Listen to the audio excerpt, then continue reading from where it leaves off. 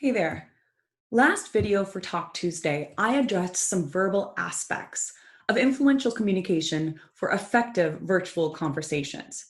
This week, I want to bring to your attention some nonverbal aspects of strong communication focused on body language.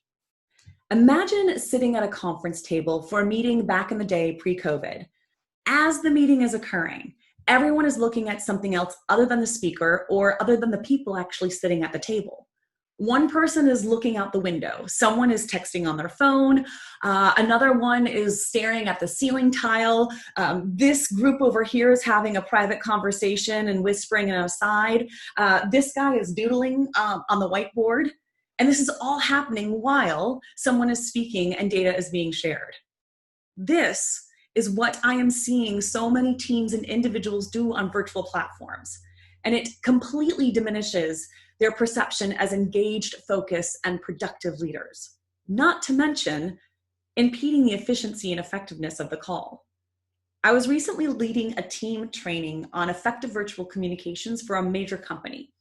At the beginning of the training, people were slouched, looking into their second monitor, out of frame. Some people, I was just seeing the tops of their heads. Other individuals were leaning in and paying attention. And then I began to speak about the importance of your virtual presence and how it impacts the ways others perceive you and your level of expertise. How in this day and age, your virtual presence has now become a large part of your executive presence. And as soon as I started to instruct on the various ways in which how we are showing up on virtual channels is impacting the way people are perceiving us and our ability to establish connection, build that trust, and inspire influence in others, there was a major shift. Suddenly, the entire team came to.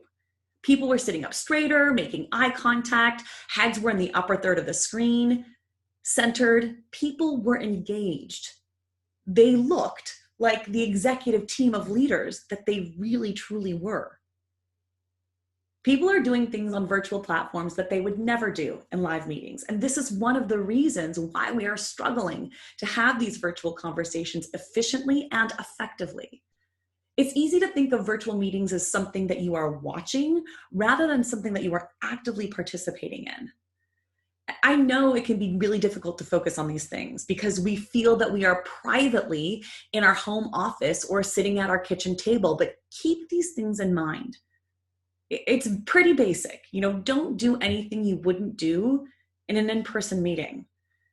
Don't pass notes in public chat unless it's relevant to the topic being discussed and is meant for everyone to see. Chat is not meant to be for the peanut gallery comments. If you get a call or a text, leave it or turn your camera off and go deal with it. But be present when you know you're on camera. This will help you to level up your executive presence, the effectiveness of your virtual communications, and your ability to create engaged, influential experiences with your team and your audience. And this will lead to increased productivity, team cohesion, and more positive visibility for you as a recognized leader in the organization. Next week, I will begin targeting specific techniques around nonverbal communication so you can have your virtual presence working for you and your teams, not against you. Have a good week.